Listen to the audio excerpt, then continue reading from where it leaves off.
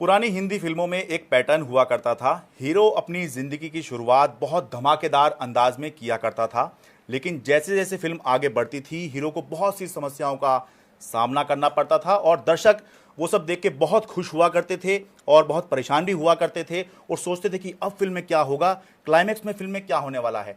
कुछ वैसी ही स्थिति आम आदमी पार्टी की भी है। पार्टी जैसे ही बनी, पहली बार में ही सरकार बना ली, दूसरी बार दिल्ली में चुनाव हुए तो फिर ऐसा बहुमत मिल गया जैसा पहले कभी किसी पार्टी को नहीं मिला था। तीसरी बार फिर चुनाव हुए, फिर दिल्ली में आम आदमी पार्टी ने सरकार बना ली, उसके बाद पंजाब में भी सरकार बना ली और उसके बाद दिल्ली नगर निगम में भी सरकार बना ली, बीजेपी को सत्ता से हटा लिया। लेकिन उसके बाद समस्याएं शुरू होती हैं और दिल्ली शराब नीति मामले में एक के बाद एक पार्टी के बड़े नेता जेल जाने शुरू होते हैं। सबसे पहले पार्टी के दूसरे सबसे बड़े नेता मनीष सिसोदिया जेल जाते हैं, उसके बाद बड़े नेता संजय सिंह जो सांसद हैं वो जेल जाते हैं और फिर खुद सबसे बड़े नेता अरविंद केजरीवाल जो मुख्यमंत्री भी हैं वो भी जेल चले जाते हैं। लेकिन अब जो संकट के बादल आम आदमी पार्टी पर थे वो अब कुछ छटने शुरू हो गए हैं। संजय सिंह के बाद अब पार्टी के दूसरे सबसे बड़े नेता मनीष सिसोदिया भी जेल से बाहर आ गए हैं और हमारे साथ आज बात करने के लिए मौजूद हैं। सर, बहुत बहुत स्वागत है आपका। धन्यवाद। मनीष जी, 530 दिन आपने जेल में बिताए, 1.5 साल, ये इतना लंबा अरसा है कि 2 बार तो होली निकल गई, एक बार दिवाली निकल गई, बहुत सारे त्योहार निकल गए, लोकसभा चुनाव निकल गए। इतना लंबा अरसा जेल में कैसे निकाला है आपने? नहीं, जब मैं जेल गया तो मेरे दिमाग में एक ही सवाल था कि अब मैं जेल में रहूंगा तो इस समय का सदुपयोग कैसे करूं। क्योंकि समय तो है, समय मिला है, कोर्ट का ऑर्डर है, मुझे जेल में रहना है। लेकिन फिर मैंने सोचा इसका सदुपयोग एक ही हो सकता है कि जेल में अंदर रह के आप पढ़ो और मेडिटेशन करो। तो मैंने खूब मेडिटेशन किया और खूब पढ़ाई की और मतलब जम के देश के इतिहास से लेके एजुकेशन से लेके अध्यात्म तक लेके दुनिया भर के एजुकेशन सिस्टम्स के बारे में खूब पढ़ा, गवर्नेंस के बारे में खूब पढ़ा, पढ़ाई खूब की। तो मतलब हम ये क्या कहें कि कुछ प्लस हुआ है आपके इसमें या माइनस हुआ है? जो मनीष सिसोदिया 2023 में 26 फरवरी 2023 में जेल गए थे और जो अब अगस्त 2024 में आए हैं, इन दोनों में क्या नहीं, मुझे अंतर लगता है जो मतलब ऐसे तो बड़ा मुश्किल है कहना, लेकिन जो चीज़ों को मैं समझता था कि देश के इतिहास की मुझे जितनी नॉलेज थी या देश के अलग अलग सेक्टर्स के बारे में जो मेरी अंडरस्टैंडिंग थी उससे और समझ बढ़ी ही होगी, वो तो समय बताएगा। लेकिन अपना संकल्प और गहरा हुआ है कि नहीं, एजुकेशन पे काम किए बिना इंडिया आगे नहीं बढ़ सकता। तो मैं हमेशा से ये कहता था कि भाई एजुकेशन पे काम करेंगे, एजुकेशन पे काम करेंगे, इसलिए काम करते रहे। ये संकल्प और अंदर से गहरा हुआ कि नहीं, भारत को अगर विकसित देश बनाना है तो एजुकेशन पे तो काम करना ही पड़ेगा। देश के हर एक सरकारी स्कूल को आज देश के किसी भी प्राइवेट स्कूल से बेहतर बनाना पड़ेगा। लेकिन क्या ऐसा भी हुआ कि जब आप क्योंकि डिप्टी सीएम थे और पार्टी का भी काम देखते थे, तब समय नहीं मिल पाता? अब तो समय ही समय था क्योंकि और कुछ काम तो करने के लिए उपलब्ध था नहीं, तो अपनी नॉलेज ही बढ़ाई गई? नहीं, मैंने पढ़ा, खूब पढ़ा। हाँ। और अध्यात्म के बारे में पढ़ा, भारतीय रिलीजन सिस्टम्स के बारे में पढ़ा, जो इवोल्यूशन हुआ है। मैंने रामायण, रामचरितमानस, गीता, हाँ। उपनिषद, इनका भी अध्ययन किया। मैंने क्वांटम फिजिक्स भी पढ़ी, मैंने स्टीफन हॉकिंग्स को भी पढ़ा, मैंने नंदन नीलकर्णी को भी पढ़ा वहाँ पे। हाँ। मैंने दुनिया भर के एजुकेशन सिस्टम्स को पढ़ा। तो मुझे लगा कि जो खाली समय भगवान ने मुझे दिया है इसका सबसे बढ़िया उपयोग है कि किताबें पढ़ लो, जो किताबें अच्छी हैं, और ख़ुद को पढ़ लो। अंदर भी बहुत चलता रहता है, तो अपने अंदर से और एक शांत अनुभव, शांति का अनुभव। इस बारे में क्या कुछ सलाह आपने संजय सिंह को या अरविंद जी को भी दी थी कि ये किताबें पढ़ें तो ठीक रहेगा? नहीं, क्योंकि उन्होंने भी कुछ किताबें मतलब कही थी जाने से पहले कि ये किताबें पढ़ूंगा। सबका अपना अपना टेस्ट है, किताबें तो ऐसी चीज़ है, पर मेडिटेशन तो हम सब लोग करते ही हैं, तो इसमें कोई झंझट नहीं था। ठीक है, चलिए, ये तो आपका एक्सपीरियंस हो गया। अब सवाल ये है कि क्या आपके मन में मनीष जी इस दौरान 1.5 साल के दौरान आपके मन में कभी आया कि मुझे राजनीति में नहीं आना चाहिए था, अरविंद केजरीवाल से नहीं जुड़ना चाहिए था? और मैं सवाल इसलिए पूछ रहा हूँ कि बहुत से लोग जो शायद आम आदमी पार्टी को पसंद नहीं करते, वो भी ये कहते दिख रहे थे कि मनीष सिसोदिया बंदा तो सही था पर केजरीवाल ने फंसवा दिया। तो क्या आपके मन में कुछ कभी ऐसा आया कि राजनीति में आके गलत कर दिया या अरविंद केजरीवाल से जुड़ के गलत कर दिया? देखो, जो आपका वो स्टेटमेंट था, ऐसी हरकतें, ऐसे बयानबाजी तो वही करते हैं जो खुद ऐसे होते हैं। जिनको खुद के अपने चरित्र पर विश्वास नहीं होता वो दूसरों को भी ऐसे ही चरित्र वाला मानते हैं। तो वो खुद अपने मतलब ऐसी बातें करने वाले लोगों के बारे में तो मैं हंस के यही कह सकता हूँ कि भाई उनका अपना चरित्र जैसा है वो दूसरों का भी चरित्र वैसा ही मानते हैं।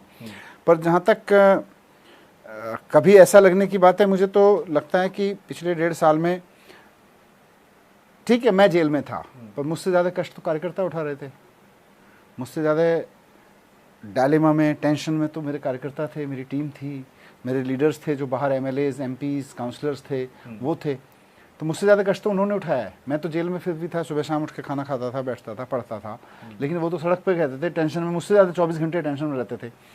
तो राजनीति टेंशन का काम है, और जब आप लड़ोगे अच्छे काम के लिए, चाहे राजनीति में आओ या सड़क पे आओ, एक्टिविस्ट बनो, आपको जेल जाने से नहीं डरना चाहिए।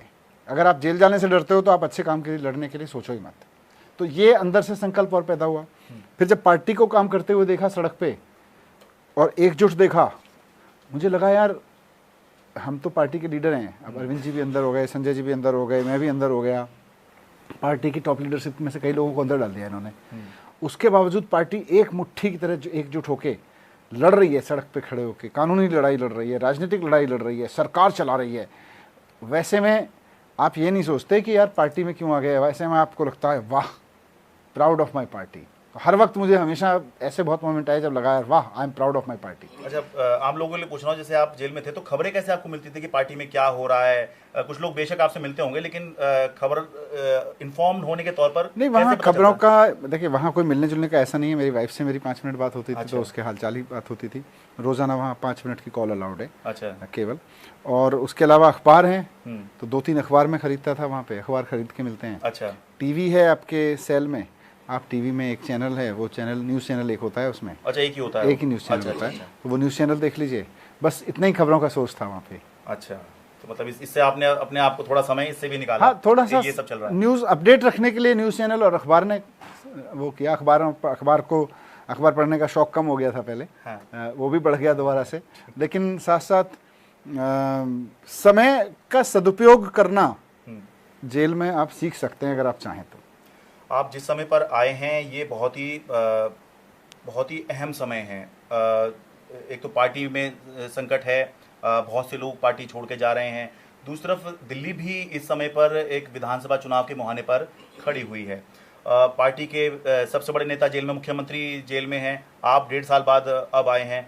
तो कैसे आपने कुछ प्लान बनाया है कि कैसे वापस पार्टी को, आप बेशक आप ये कह सकते हैं कि पार्टी मजबूत रही, पार्टी टूटी नहीं, लेकिन लीडरशिप जो चाहिए होती है वो नहीं थी। क्योंकि अगर ये कहें कि सब कुछ ठीक चल रहा था फिर तो इसका मतलब लीडरशिप का कोई मतलब नहीं होगा।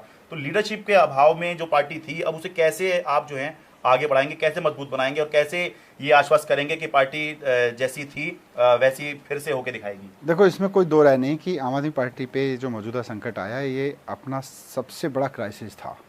और आज़ाद देश में कभी भी किसी पॉलिटिकल पार्टी पे इतना बड़ा संकट नहीं आया कि उसकी टॉप लीडरशिप को जेल में डाल दो और केंद्र सरकार उसको क्रश करने पे लेफ्ट राइट सेंटर लगी हो।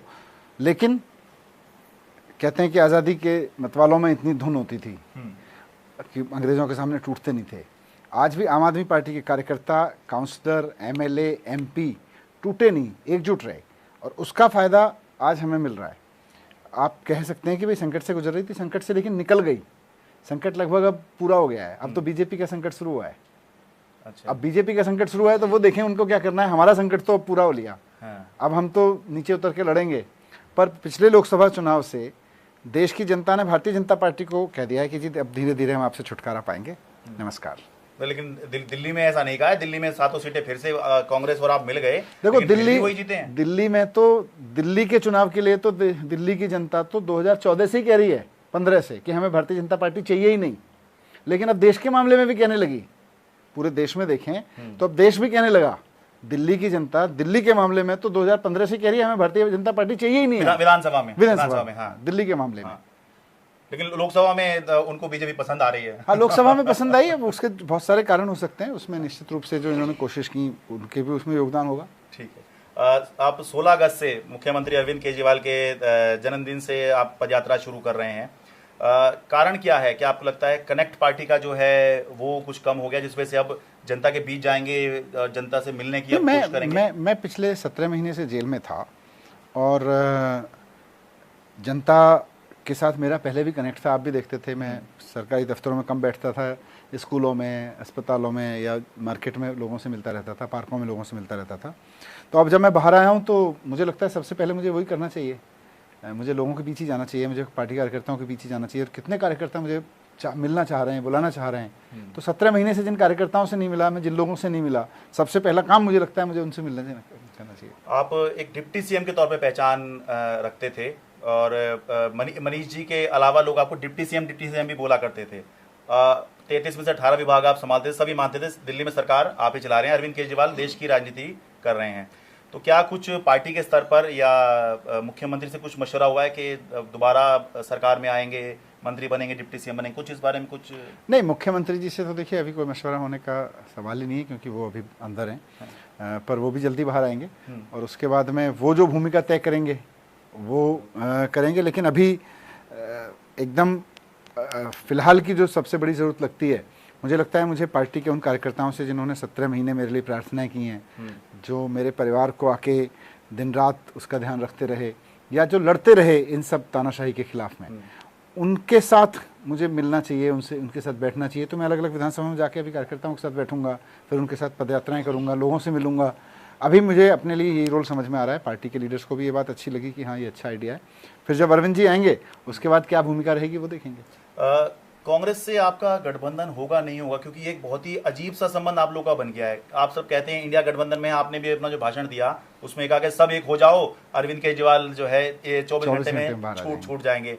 तो ये संबंध कैसा है कि आप साथ भी हैं लेकिन अलग भी लड़ रहे हैं? लोगों को बड़ा अजीब सा संबंध लगता है कि मतलब क्या करें, आप लोगों को साथ माने अलग माने, क्या है? दिल्ली में चुनाव है, हरियाणा में चुनाव है। देखिए, चुनाव तो पार्टियां अपने अपने उस पर लड़ती हैं, अपने अपने इंटरेस्ट में लड़ती हैं कि भाई सरकार बनानी है।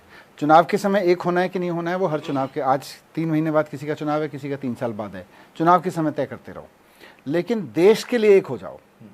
देश में लोकतंत्र संकट में है, देश में तानाशाही चल रही है, विपक्षी पार्टियों को अंदर डाला जा रहा है, व्यापारियों के ऊपर शिकंजा कसा जा रहा है ईडी के माध्यम से, एजेंसीज के माध्यम से। इन सब के लिए एक हो जाओ, वो भी जिनका 3 महीने बाद चुनाव है और वो भी जिनका अभी 4 साल बाद चुनाव है, सब इकट्ठे हो जाओ और उसके खिलाफ लड़ो। बाकी जब चुनाव आएगा, जिसका जब हर जगह हम नहीं है, हर जगह कांग्रेस नहीं है, जिसका जब चुनाव आएगा वहां जो बीजेपी को हरा सकता है वो आपस में मिल के हरा सकते हैं, इकट्ठे अकेले दम पे हरा सकते हैं, अकेले दम पे हरा लें। तो हर चुनाव की अलग रणनीति होगी। पर मेरा कहना है कि विपक्ष अगर एक हो जाए, जैसे हेमंत सोरेन जी को अंदर डाला, मेरे को अंदर डाला, शरद पवार जी की पार्टी तोड़ी, अरविंद केजरीवाल जी को अंदर डाला, कल को राहुल गांधी जी को अंदर डाल देंगे, परसों खड़गे साहब को भी अंदर डाल देंगे और बाकी दूसरी पार्टियों के नेताओं को अंदर डाल देंगे। तो इन सब को, पहली बात तो ये कि विपक्ष के ऊपर ये तानाशाही ना चले और देश के आम आदमी के ऊपर ये तानाशाही ना चले, इसके लिए इकट्ठा होना पड़ेगा। मनीष जी, एक आखिरी सवाल। आप एक्साइज मिनिस्टर थे और आपने ही, आपके दौरान ही वो पूरी पॉलिसी बनी जिसकी वजह से पार्टी ने इतना मुश्किल वक्त झेला। मुझे पता, मैं सवाल पूछूंगा, आप ये कहेंगे मामला भी कोर्ट में, बहुत ज़्यादा आप नहीं बोलेंगे, मैं इसलिए समय उसमें नहीं जाना चाहता। लेकिन क्या जब आप दोबारा सरकार में आएंगे या अब सरकार आगे चलेगी, आप लोगों ने इसे एक रिफॉर्म के तौर पर पेश किया था कि इस तरह से हमने दिल्ली में शराब का सिस्टम और उससे जो सरकार को अर्जित होता है वो भी बढ़ा दिया और आम लोगों को भी सस्ती मिल रही है, ये आपने रिफॉर्म के तौर पे पेश किया था। अब जब आगे सरकार चलेगी तो क्या कोई भी काम करते हुए आपके मन में इसका एक भूत रहेगा कि ये किया था, ये हो गया था, ज़्यादा रिफॉर्म के चक्कर में मत पड़ो, जो चल रहा है चलते रहने दो? नहीं, देखो, अगर इन चीज़ों से डर के बैठ गए, अगर गलत किया होता तो निश्चित रूप से डर लगता, पर गलत तो कुछ किया ही नहीं। और आपको मैं बताऊं, इन्होंने स्कूल के मामलों में भी ऐसा ही किया, करने की कोशिश की इन्होंने, और हॉस्पिटल के मामले में भी ऐसे करने की कोशिश की, सड़कों के मामले में भी ऐसे करने की कोशिश की, बिजली पानी के मामले में भी ऐसे करने की कोशिश की, शराब के मामले में वैसे करने की कोशिश की। इन्होंने हमारे इतने सारे एमएलएस को अंदर डाला समय समय पे, आज मेरे को अंदर डाल दिया। तो इसका मतलब ऐसे थोड़ी डर के बैठते हैं। दिल्ली के हित के लिए जो भी ज़रूरी होगा वो करते रहेंगे।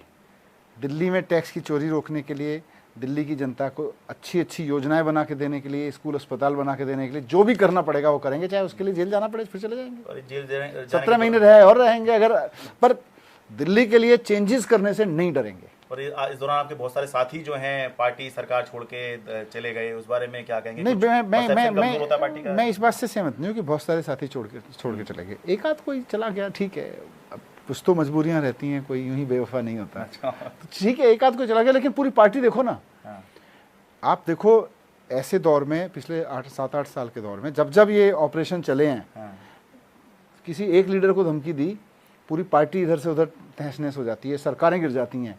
हमारी तो सरकार भी चली, सरकार ने काम भी किए और पार्टी भी एकजुट रही, यही हमारी ताकत है। चलिए सर, बहुत बहुत हमसे बात करने के लिए धन्यवाद।